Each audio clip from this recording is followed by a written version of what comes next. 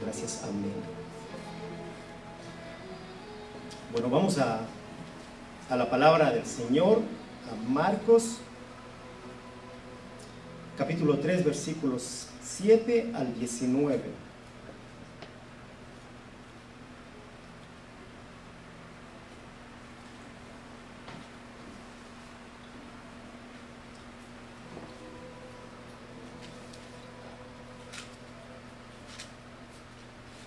Veamos juntos la palabra de Dios.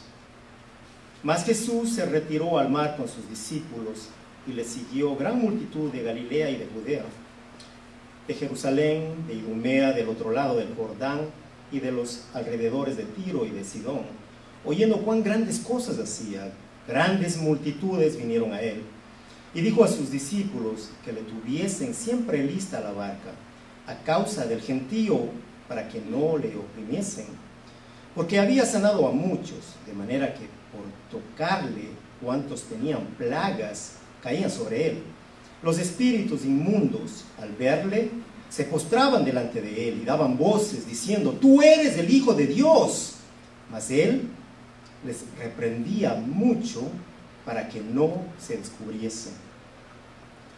Después subió al monte y llamó así a los que él quiso, y vinieron a él. Y estableció a 12 para que estuviesen con él y para enviarlos a predicar, y que tuviesen autoridad para sanar enfermedades y para echar fuera demonios.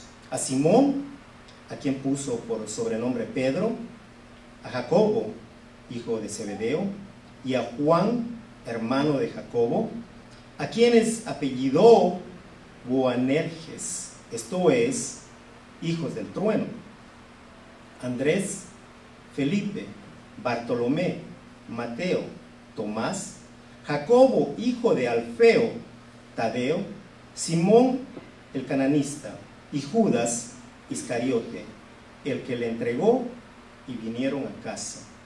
Amén. Bendita es la palabra de nuestro Señor.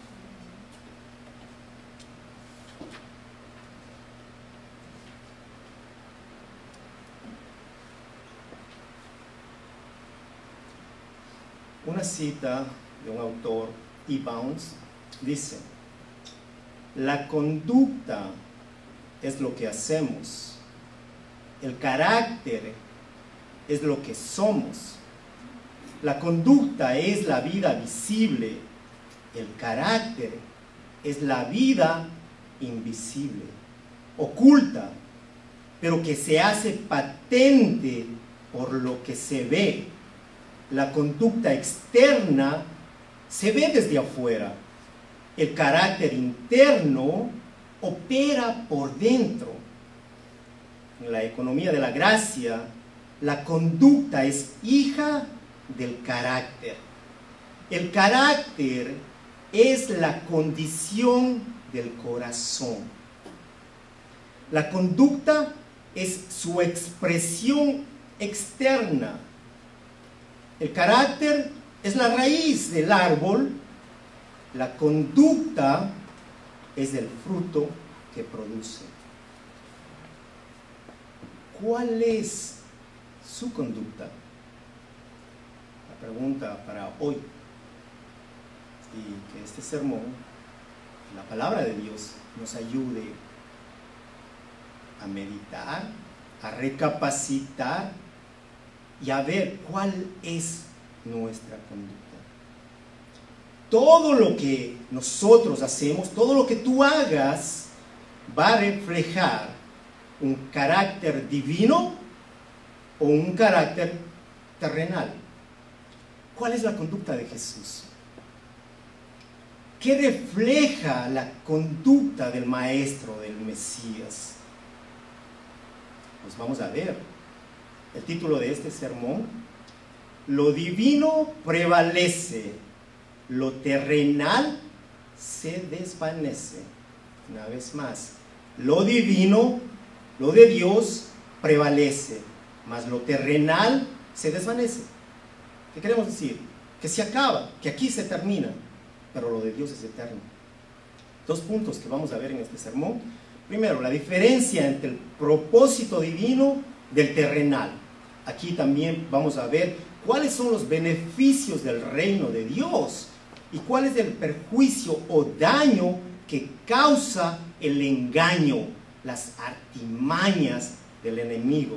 Segundo punto, vamos a ver, hablar sobre los elegidos, quienes son llamados, son preparados y son enviados.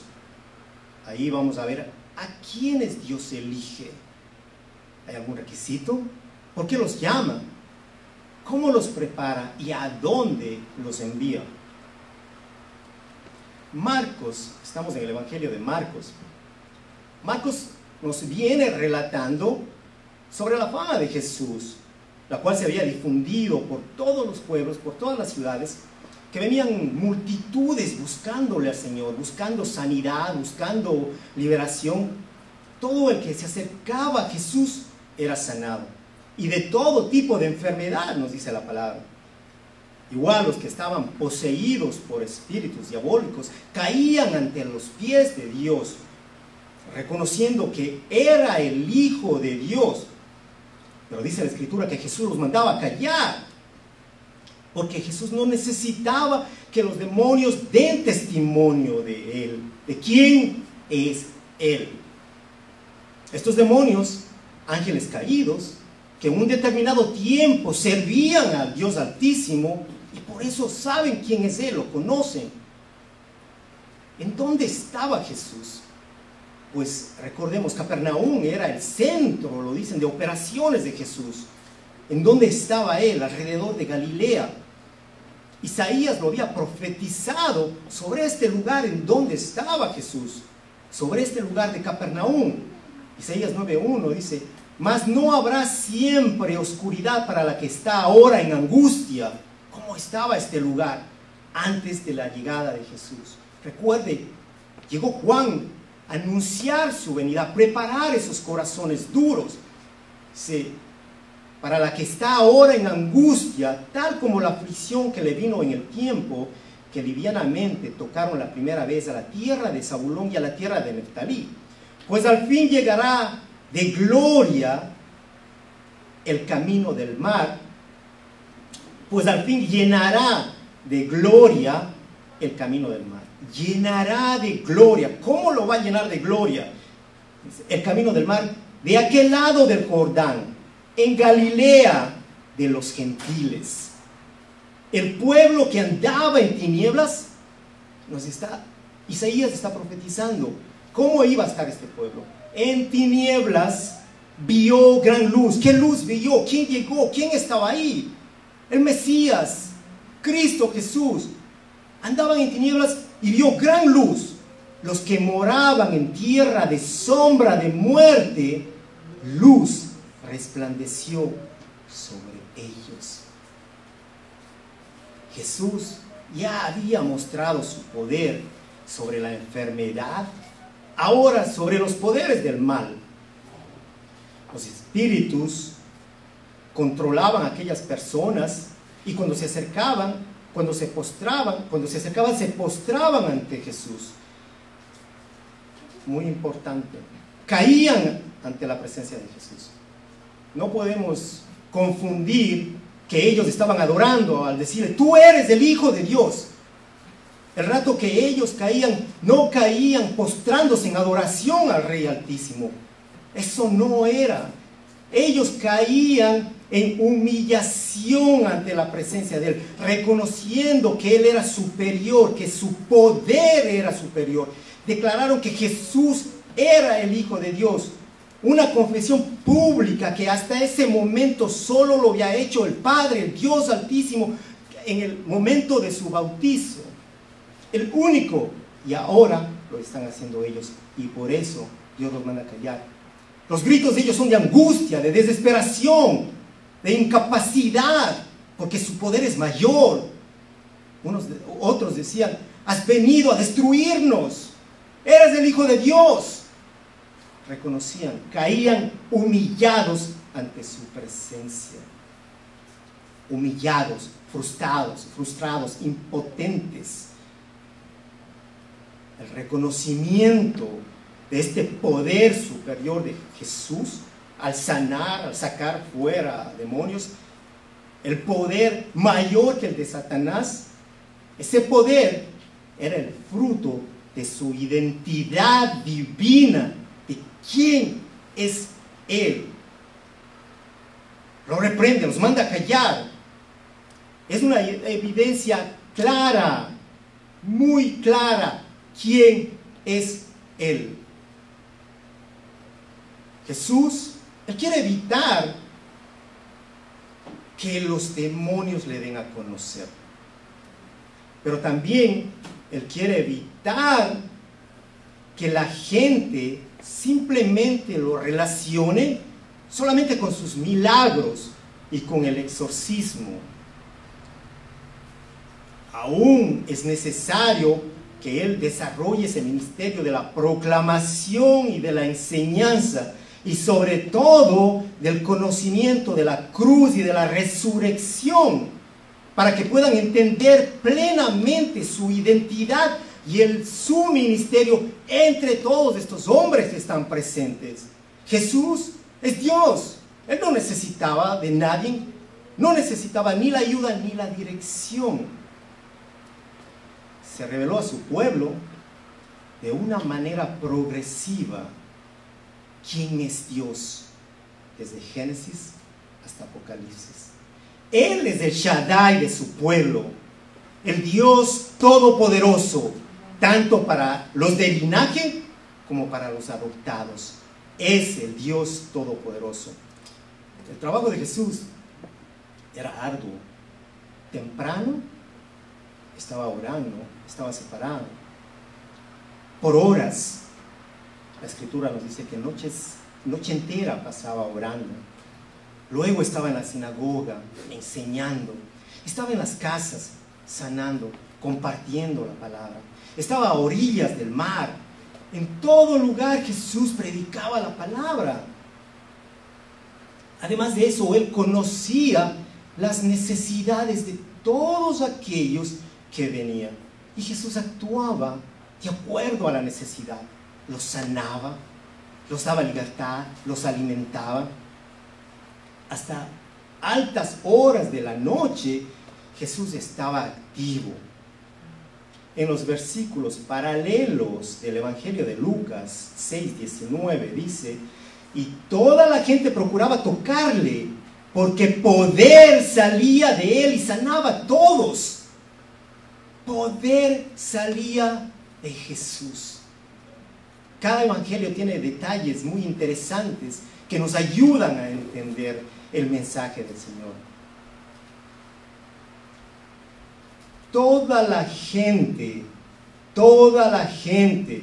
procuraba tocarle, porque poder salía de él y sanaba a todos. Pregunta: ¿cuándo fue la última vez que buscaste a Jesús? ¿Cuándo fue la última vez que intentaste tocarle y postrarte ante su santidad?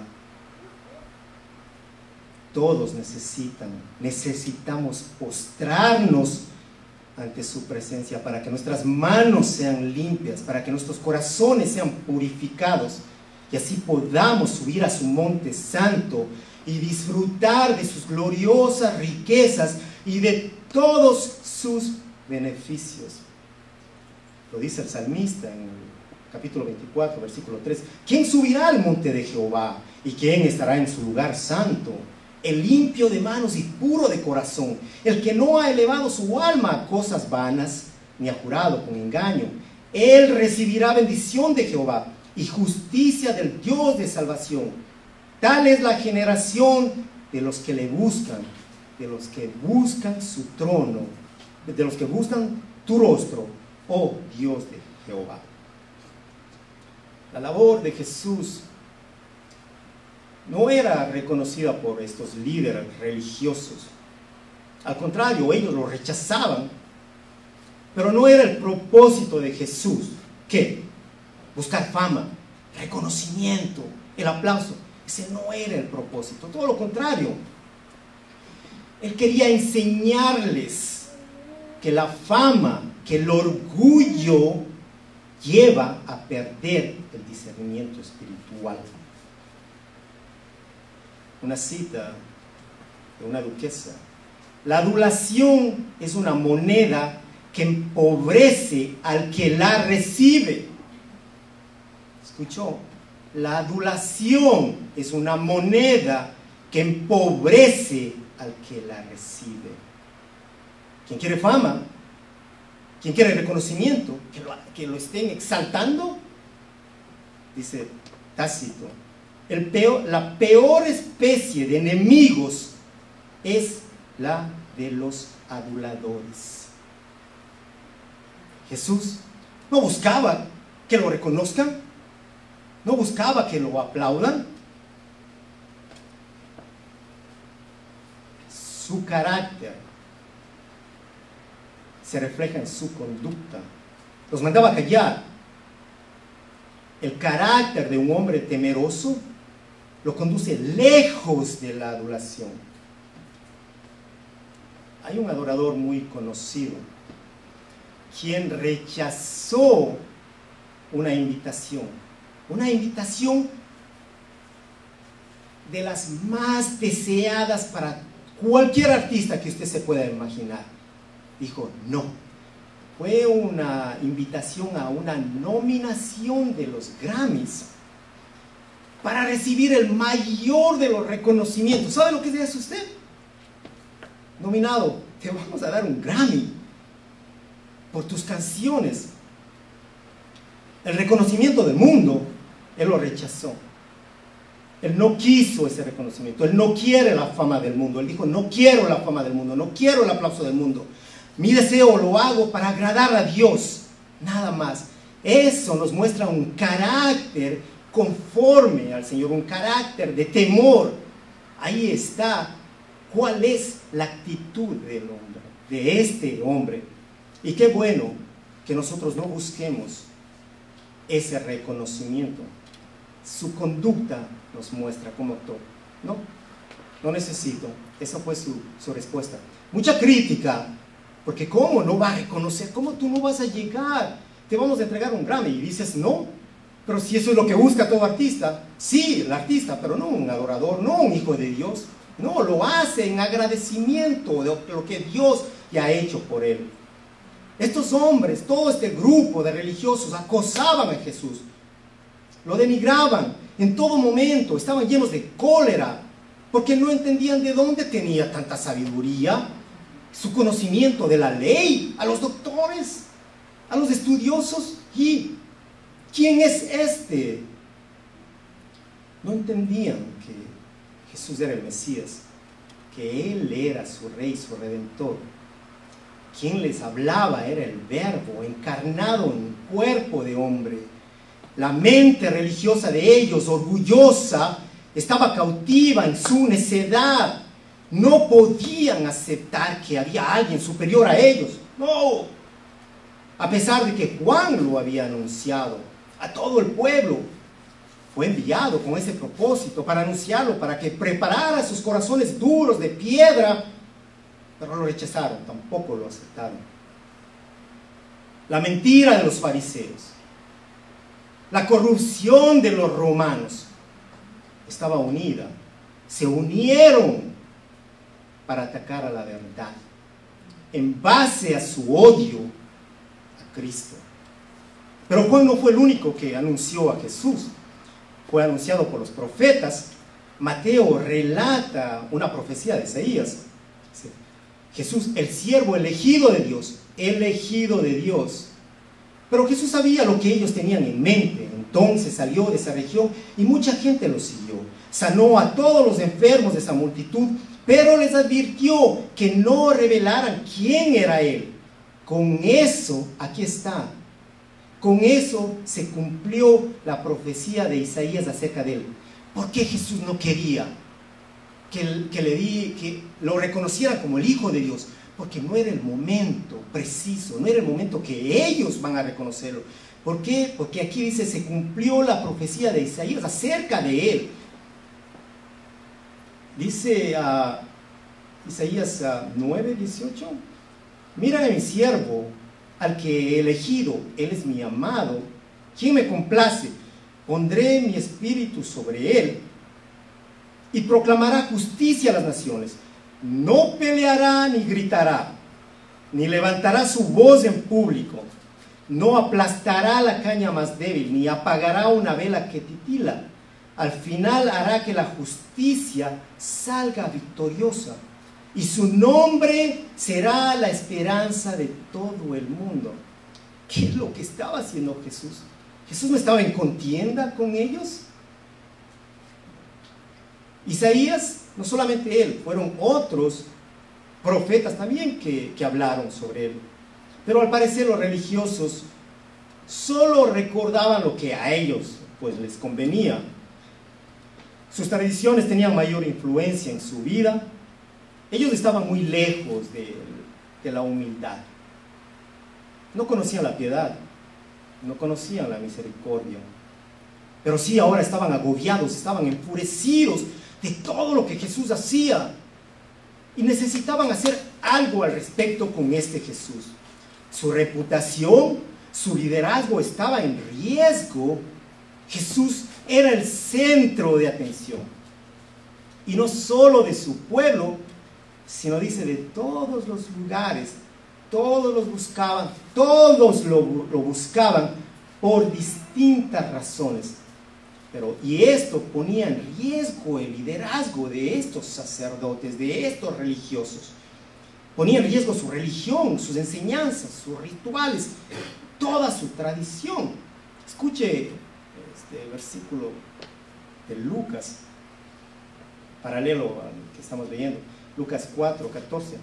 Jesús volvió en el poder del Espíritu a Galilea, Lucas 4:14. Y se difundió su fama por toda la tierra de alrededor. Y enseñaba en las sinagogas de ellos y era glorificado por todos. ¿Qué estaba pasando con Jesús aquí? Esto lo relata Lucas, no Marcos. Dice, era glorificado por todos. Los cielos, dice David el salmista, los cielos cuentan la gloria de Dios. El firmamento proclama la obra de sus manos. Un día comparte al otro la noticia. Una noche a la otra se lo hace saber. Todos glorifican. Los cielos cuentan la gloria, dice David. Y Lucas dice, era glorificado por todos.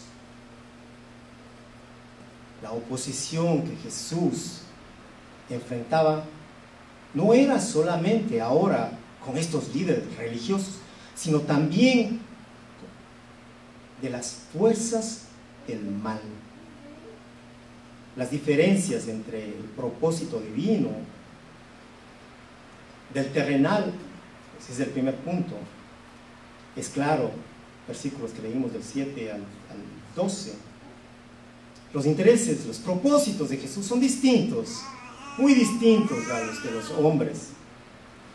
Marcos en su narración tiene como objetivo mostrar a sus oyentes que todo lo que Jesús estaba realizando ya estaba escrito en sus propios libros, que había de venir su rey para librarlos de su esclavitud, de su yugo, para traer paz entre los judíos y los gentiles, para ofrecerles vida eterna. Los propósitos del Mesías eran redimir a su pueblo, transferir su santidad, su justicia a todos aquellos que se acercaban a Él. Y así, por medio de Él, puedan llegar al Padre, puedan llegar como justos, como santos, como amados. Porque en Dios hay vida, en Dios hay justicia. Cuando hablamos de los beneficios de Dios, del reino, ¿cuáles son? ¿Qué hay en Dios? Sí, en Dios hay vida, hay justicia, hay santidad, hay amor, hay paz, hay gozo, sabiduría, hay conocimiento. Y está Cristo. Dios está en Cristo, en el Hijo amado. Y Él es nuestra plenitud. ¿Puede ver usted los beneficios para los hijos de Dios? ¿Puede usted entender? Dice Colosenses 1:19. Porque a Dios le agradó habitar en Él con toda su plenitud, en el Hijo amado, A Dios le agradó habitar en él con toda su plenitud y por medio de él reconciliar consigo todas las cosas. ¿Cuál cosas? Tanto las que están en la tierra como las que están en el cielo, haciendo la paz mediante la sangre que derramó en la cruz. La paz entre nosotros y Dios Padre, a través de Cristo, a través de su sangre derramada en la cruz del Calvario, en el Hijo amado, en quien está la plenitud de Dios. ¿Qué hay en Dios? ¿Qué hay en Cristo? ¿Qué hay en el Todopoderoso? En el Dios Trino. ¿Cuántos beneficios al estar con Cristo? Pero hay distintos propósitos, hay distintos intereses en esta narración. Los intereses de todos por llegar a Jesús era personal, era por necesidad, aunque la misericordia y el amor de Dios era mucho mayor que los intereses de aquellos. A pesar de todo, Jesús los sanaba, Jesús echaba fuera a los demonios.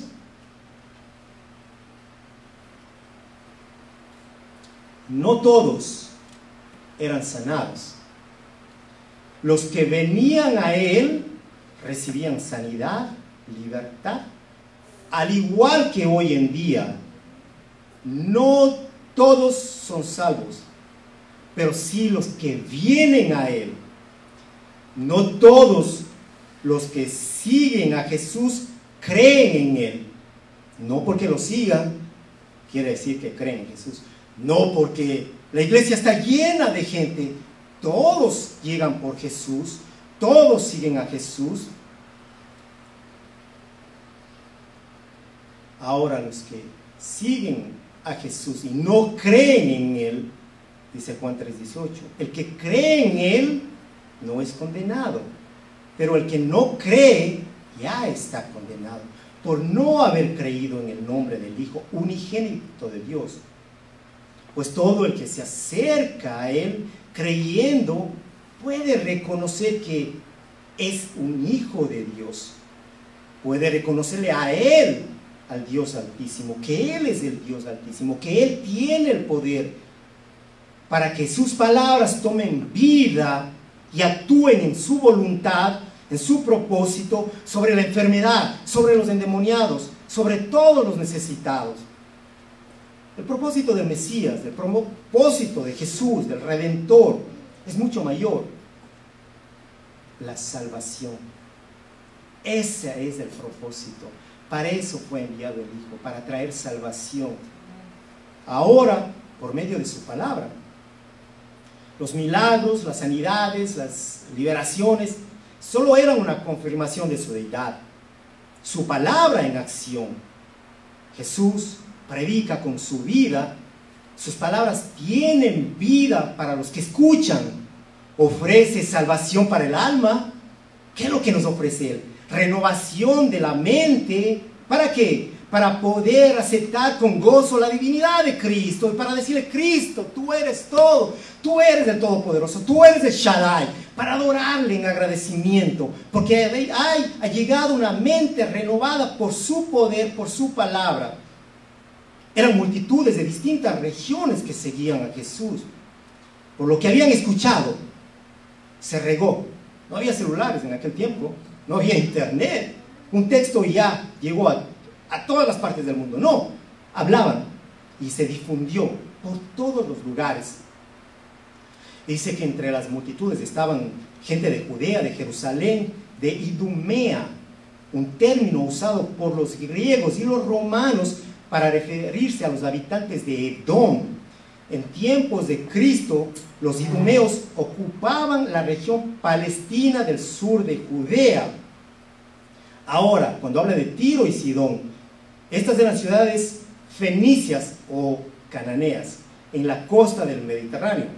Sidón era la más antigua y estaba a 30 kilómetros de Tiro. Esa era la distancia entre estas dos ciudades.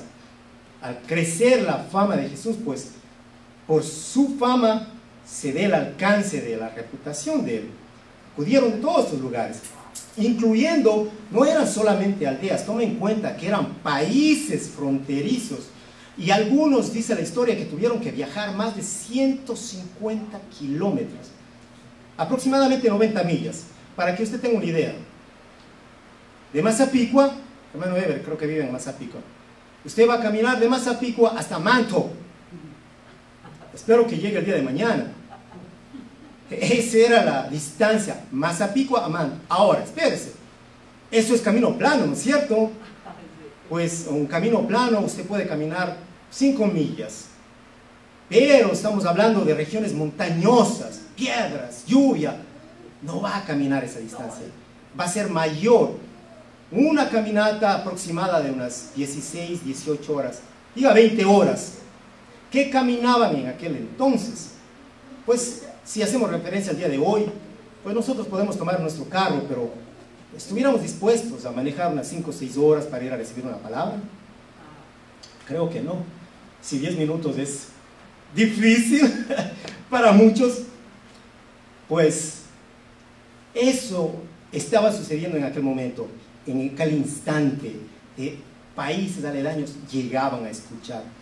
Y era tan grande la multitud que Jesús les dijo: prepárenme una barca, porque podían, estaban se lanzaban sobre él, literalmente caían sobre él, multitudes.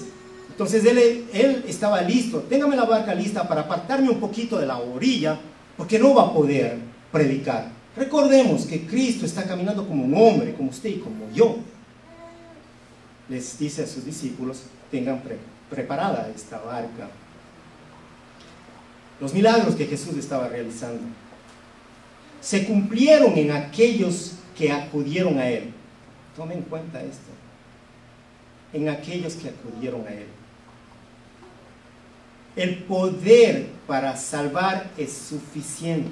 El poder en Cristo es suficiente para todos, pero es eficaz solo para los que creen.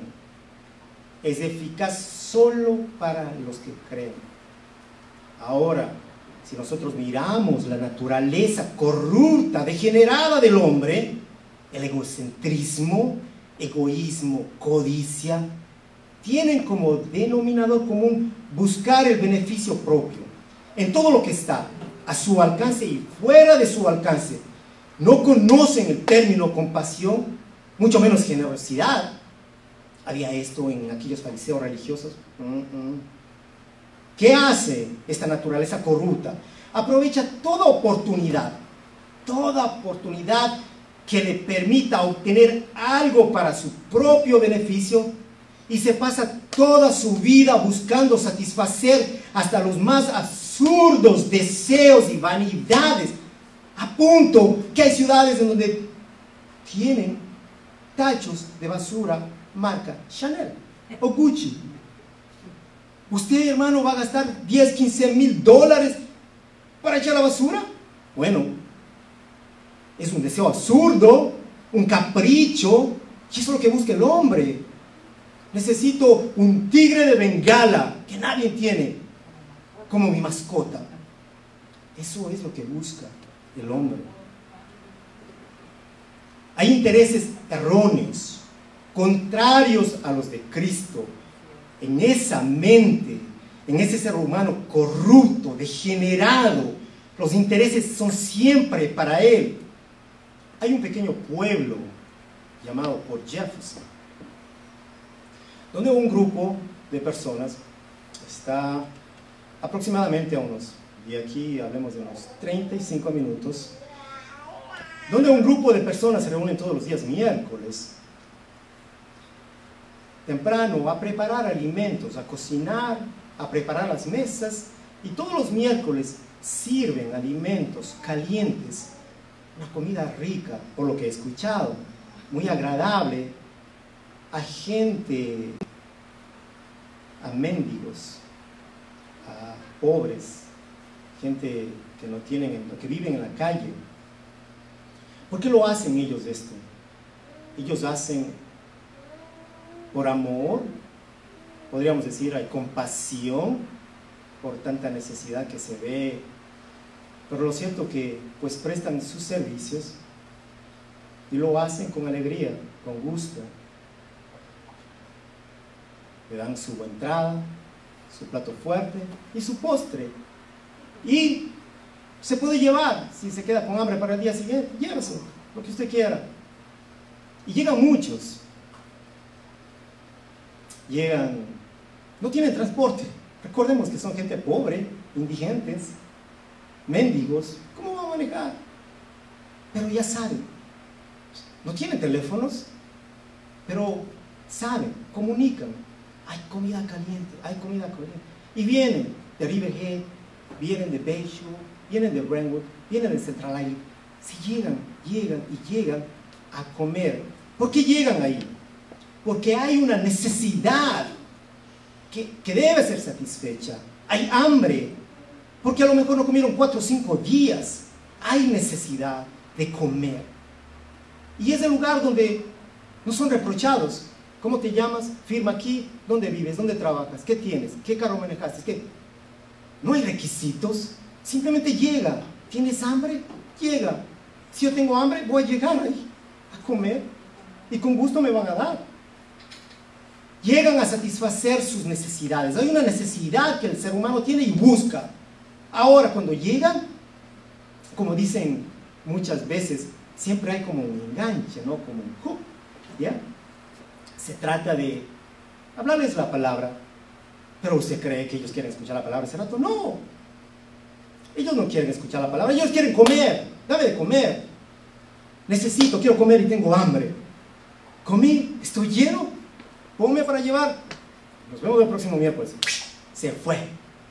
Llegó porque había una necesidad. Llegaron sus amigos, llegaron sus compadres, llegaron sus familiares. Ya son un grupo que se conocen. Ese día se reúnen y comparten y se van contentos y felices. Ahora, ¿qué pasa con los que sirvieron? Bueno, ellos lo hicieron.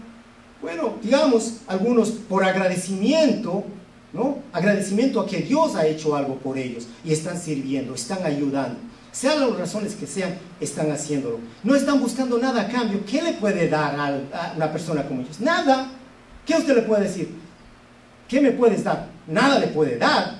Ese era el caso de este grupo que llegaba a Jesús con sus necesidades, porque todos tenían una razón para acercarse a Jesús, un interés personal. Pero ¿qué sucede? Que ellos ignoraban el poder de salvación para los que se acercaban a Cristo. Ellos buscaban algo pasajero, algo para el momento, su cuerpo, su sanidad, sácame al demonio, listo. Pero Jesús les ofrecía vida eterna. Lo que ellos querían era pasajero y Dios le dice, no, yo tengo algo más grande para ti. No algo pasajero, no que se llene tu estómago, tu alma, que se llene de mi presencia para la eternidad. Las iglesias de este momento, este siglo están llenas de personas necesitadas, interesadas en recibir sanidad de todo tipo, de toda enfermedad.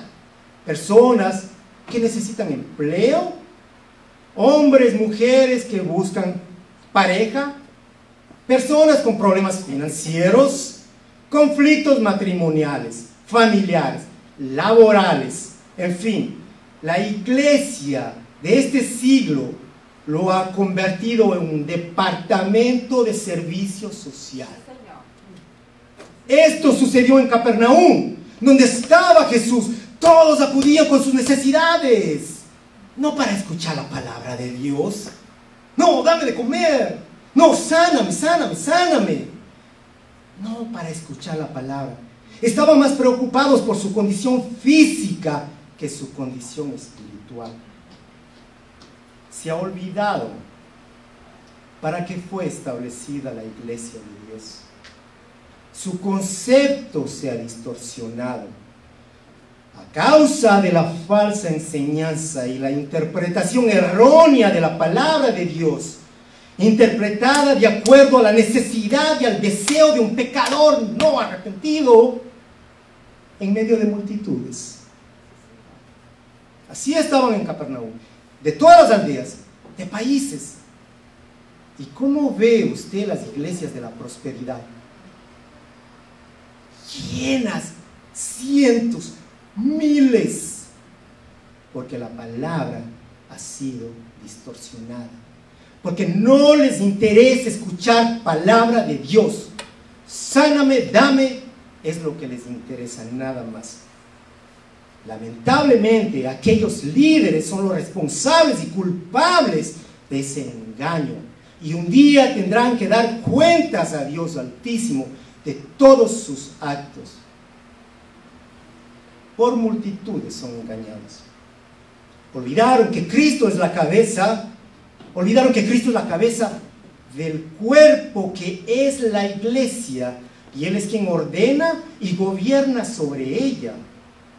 Pablo le dijo a Timoteo, la casa de Dios, que es la iglesia del Dios viviente, no del Juan, no del Luis, no del Pedro, no del apóstol, no del pastor, no del hermano, no del anciano, la iglesia del Dios viviente, mi hermano. Esta no es la iglesia del hombre, la columna y fundamento de la verdad. La iglesia no es el departamento de ayuda social, no, esa no es la iglesia. No confundamos la iglesia, la casa del Señor, la columna y fundamento de la verdad. Nuestro deber es enseñar a la comunidad que en la iglesia hay restauración del alma, que en la iglesia las mentes son renovadas, los corazones son cambiados por el poder de la palabra de Dios. Esa palabra que está vigente desde la eternidad, porque Él es eterno, siendo este el principal objetivo de la iglesia. Y luego, sí, las necesidades físicas de nuestro prójimo. Pero hay prioridades que necesitan estar establecidas dentro de un marco bíblico. Existe un Dios que llama a una comunidad necesitada. Dice Salmos 48, porque este es Dios, nuestro Dios, por siempre, eternamente y para siempre, porque Él nos guiará más allá de la muerte. El versículo 13 adelante. Elegidos, llamados, preparados, enviados. 12. Dice que entre las multitudes Jesús llama, escoge, prepara y los envía. Según Lucas 6:12, el versículo paralelo, dice que el Señor había ascendido al monte para estar a solas y orar al Padre. Lucas 6:12. En aquellos días Él fue al monte a orar y pasó la noche orando a Dios. Y cuando era de día, llamó a sus discípulos y escogió 12 de ellos, a los cuales también llamó apóstoles. Hermanos, la decisión que tenía por delante era muy importante para tomar las olas. Nuevamente, Jesús muestra su dependencia en el Padre. En el 3:14 de Marcos dice, y designó a 12. Los 12 que fueron escogidos, los 12 apóstoles, de un grupo mayor que habían acompañado al Señor hasta el monte. Jesús quería que estos 12 se asociaran con Él y recibieran un entrenamiento especial durante su ministerio. Bueno, ¿quiénes eran estos 12 hombres? Pedro siempre figuraba primero, así como Judas el último, en último término. ¡Qué privilegio! Pedro fue escogido para llevar las llaves del reino. Jacobo habría de ser el primer mártir de los 12 apóstoles. Juan, el más joven de todos, según la tradición, fue el único que murió de muerte natural. Y pues aquí en Marcos los apellida a él y a su hermano como los Boanerges, que viene del arameo y significa hijos del trueno. Muchos comentaristas lo dicen por su carácter. Este era el círculo más íntimo de los apóstoles: Pedro, Jacobo y Juan. Jacobo, Santiago el mismo. Ahora, Andrés fue el primer interesado en el Señor y el primero que realizó el evangelismo personal al buscar a su hermano Pedro. Estamos hablando de Andrés. Felipe A su vez fue uno de los primeros a quien el Señor llamó. Ahora, el hecho que se mencione Bartolomé en el Evangelio de Juan y que Natanael no aparezca en los otros tres, pues da la conclusión de que es el mismo nombre, es la misma persona con dos nombres. Tomás o Dídimo significa mellizo. Como está, de acuerdo a los comentarios, como está junto con Mateo, se supone que Tomás y Mateo eran hermanos. Ahora el otro Jacobo, por eso dice la palabra hijo de Alfeo, era llamado Jacobo el menor. Tadeo, cuyo apellido era Leveo, es llamado Judas por Lucas. En el Evangelio de Lucas lo llama Judas, y también en el libro de Hechos. Pero sin duda él debía haber preferido ser llamado Tadeo.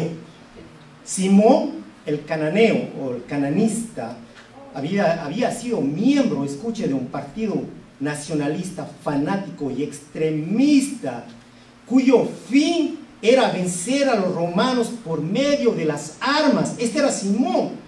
Escucha ahora, este hombre, un ex revolucionario, a convivir con Mateo, quien trabajaba para los romanos. Solamente el Señor. Y pues Judas, quien siempre ocupaba el último lugar por la infamia que había de caracterizarle, apodado Iscariote. Iscariote quería decir hombre de Keriot, era del pueblo, y Judas era un hombre culto. Aparte de eso, que procedía de Judea, el único, y del pueblito se llamaba Keriot. Pues su trágico fin muestra dónde puede desembocar la ambición desmedida, la codicia, el engaño y la carnalidad. Un profundo y trágico misterio humano. Estos discípulos, ellos no disponían de poder propio. Fue Jesús quien les confirió ese poder sobrenatural, esa autoridad para sanar a los enfermos, para echar fuera a los demonios. Ahora, este poder de obrar milagros correspondía a la naturaleza de su oficio apostólico como delegados, como representantes únicos del Señor en aquellos días. Estas pues eran las credenciales de ellos como siervos del Señor. El ministerio de ellos venía a ser la extensión del ministerio de Jesús. Y lo mismo sucede con nosotros. Eso es lo que hacemos, continuar con la predicación de la palabra. ¿Por qué fueron elegidos estos hombres? Bueno, no había ningún mérito en ellos, como ustedes pueden ver. Nada. Es una elección divina, porque si hay méritos en usted, si trae méritos, los méritos personales, lo único que van a hacer es van a intentar desacreditar los gloriosos atributos de Cristo en su obra de redención. Nosotros vemos aquí a hombres comunes, corrientes, personalidades distintas, que ahora iban a convivir, necesitaban aprender lo que es la tolerancia, lo que es el perdón, lo que es el amor, que les va a enseñar el maestro. ¿Y quién le está enseñando ahora a usted? A soportar al hermano, a soportarle a la hermanita. El maestro, su palabra, ella es la que nos está enseñando, ella es la que nos prepara. De igual forma, pues ellos estaban siendo preparados, estaban siendo equipados para continuar con esa enseñanza, para seguir los pasos de Jesús, de su maestro. Estaban aprendiendo a caminar como el maestro. Jesús los escoge, los llama, los prepara, les da su palabra, les da su enseñanza, para que puedan continuar en todas las naciones como esos representantes del reino de Dios. Para esto requiere también de una entrega total de aquellos escogidos. Ellos estaban dispuestos a darlo todo, hasta su propia vida. Entendieron que su estadía en esta tierra era pasajera, que su mayor recompensa estaba en que un día iban a estar junto a Él, a su Redentor, en una comunión eterna, apartados de la oposición, apartados de todo pecado, de todo sufrimiento. Pues en esa ilustración de este grupo de personas que llegan a preparar comida para pobres todos los días miércoles, póngase a pensar usted, un miércoles llega un hombre de ahí de por Jefferson mismo, muy pudiente, muy rico. Tú, coge 6, los sube en su carro, en su van, en su Mercedes, los lleva a su mansión en Los Hamptons, tiene su casa ahí atrás de huéspedes, con 6 habitaciones, baño privado cada uno, los lleva, los hace pasar, en su habitación están sus vestimentas, está todo, hay un salón con la comida preparada, con su cocinero y todo. Bueno, los lleva, los viste, los prepara, les da de comer, les da vestimenta nueva. ¿Él quiere algo a cambio de ellos? No, no necesita nada de ellos, pero lo está haciendo. Ahora, una vez que los limpia, que los prepara, que los da de comer, les dicen, pues tú ves detrás de la casa hay una parcela, ahora ustedes, una vez que descansen, van a ir, a las 8 de la mañana se van a levantar y van a trabajar ahí. Pues ese es el trabajo, yo les voy a enseñar, él mismo les va a enseñar el trabajo, pero van a tener cuidado ustedes, van a tener cuidado porque hay serpientes, porque hay escorpiones que se pasean por ahí, por la tierra. Cuidado, ojo, porque hay unas que son venenosas y si te muerden, te acabaste, te mueres, fulminado. Les advierte, los previene, atentos, van a estar trabajando, pero atentos. A pesar de que ellos están limpios, tienen su vestimenta, tienen su comida, ya tienen todo, tienen ahora una responsabilidad. Él los escogió, no porque se merecían ninguno de ellos, no, simplemente 5, vengan, los llevó, los alimentó, los cuidó, los enseñó cómo tenían que hacer el trabajo, les dio todo lo que necesitaban, pero ahora ellos tienen una responsabilidad. Cuidado, porque yo no voy a estar aquí, los pueden picar. Pues eso hizo Jesús. Los escogió, los sanó, los preparó, los envió. Y eso es lo que hace Él. Envía, pero hay una responsabilidad en cada persona. De la tentación, cuidado con la serpiente, cuidado con los escorpiones, cuidado con alejarte del Señor. Muy importante, recordar por qué eligió el Señor a ellos, por qué te eligió a ti, por qué te eligió a ti, por qué te limpió a ti, para qué te limpió a ti. Pues, para cerrar, dice 2 Tesalonicenses 2:13, pero nosotros siempre tenemos que dar gracias a Dios por vosotros, hermanos amados por el Señor, porque Dios os ha escogido desde el principio para salvación. ¿Quién les llamó? Dios, mediante la santificación por el Espíritu y la fe en la verdad, y fue para esto que Él os llamó mediante nuestro Evangelio. ¿Para qué nos llamó? ¿Para qué?